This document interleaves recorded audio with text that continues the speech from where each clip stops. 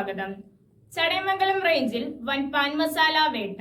കഴിഞ്ഞ ദിവസം Chadayamangalam excise range ഓഫീസിലെ ഇൻസ്പെക്ടർ രാജേഷിന് ലഭിച്ച രഹസ്യവിവരത്തിന്റെ അടിസ്ഥാനത്തിൽ നടത്തിയ റെയ്ഡിലാണ് 5,25,000 രൂപ വില വരുന്ന പാൻ മസാല പിടികൂടിയത്.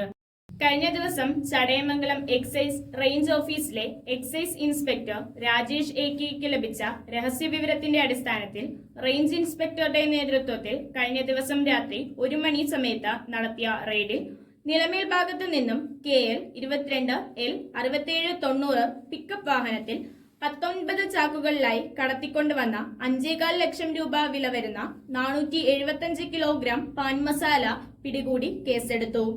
പാർട്ടിയിൽ എക്സൈസ് ഇൻസ്പെക്ടർ രാജേഷ് എ.കെയോടൊപ്പം PO Bineesh, civil excise officer A. Sabeer, Shaiju, Binsagar എന്നിവർ പരിശോധനയിൽ പങ്കെടുത്തു.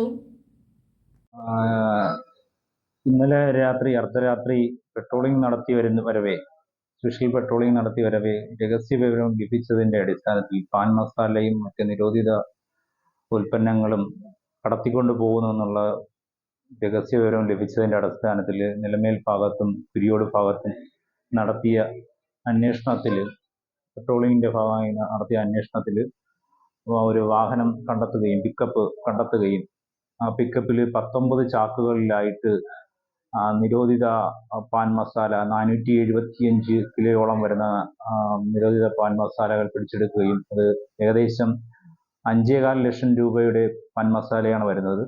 ഇത് ബാംഗ്ലൂരിൽ നിന്നും വന്നെത്തിയിട്ടുള്ളതാണ് എന്നാണ് അറിയാൻ കഴിഞ്ഞത്.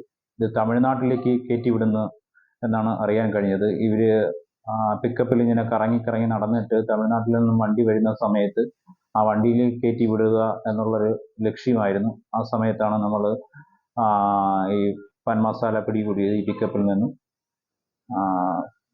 പിടികൂടി നിയമ നടപടി സ്വീകരിച്ചിട്ടുള്ളതാണ്.